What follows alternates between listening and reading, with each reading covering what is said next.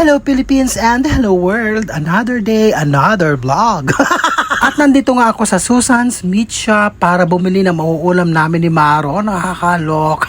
Naghahanap nga ako at nag-iisip ng uulamin ko. Heto, nakita ko ang baka. O, di ba? Pak na pak! Hindi ko nga alam kung kilala pa ako na may-ari nito kasi nga pasyente ko ito sa doctors nung araw. O, Tita Susan, bigyan mo ko ng discount. Ibablog ko tong shop mo. Nakakaloka, charot.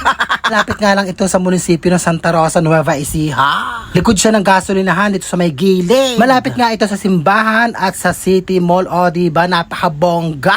Napakadami nga ditong pagpipilian o mamili na kayo. Napakasarap at isa ito sa pinakamasarap na longganisa sa Cabalatuan City, Nueva Ecija. At heto nga at bumili ako ng kalahating kilong baka. O, diba? Pak na pak. At bibili ako ng mga sahog. At nag-crave nga ako ng sabaw para masarap yung higop mamaya. O, diba? Pak na pak. At heto nga at pinapalambutan ko na nga siya. Hindi ko alam kung kailan lalambot. Nakakaloka. At sana nga mabilis lang. O, diba?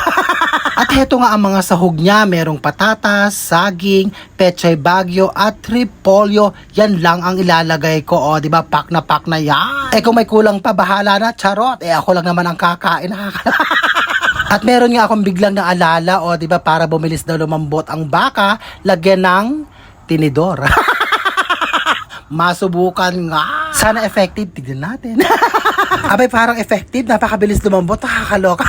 At inilagay ko na nga ang patatas at saka saging. Pagkatapos, ilalagay ko na ang pechay bagyo at repolyo, Diyos ko Lord, punong-puno. Paano to nalambot? At heto nga at naluto na ang aking nilagang baka after 28 years. Nakakaloka. Tara, tikman natin. Yan ang aking uulamin. Tikman natin ang sabaw. Diyos ko yung buko. Ngarang ng marganes. Tikman natin ang sabaw ng aking niluto. Chicken na kinote lang. Ala, grabe. Ang sarap. Taba, oh. Taba ng baka. Ay, panalo. Ay, may chicken na McDo. Oo. Oh, sarap. Ang sarap. Lambot to. Lambot. Ano?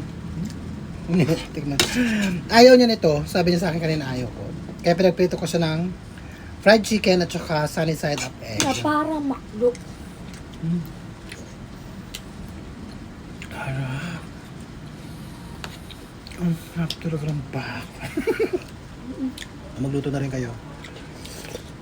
Hanggang dito na lang. I love you all and I thank you. Diyos ko, ang sarap. Promise. Masarap guys. Promise. Promise. Yung sabaw napakasarap. Napakalinamnam. No copycat. Magaling na ako magluto talaga. Promise.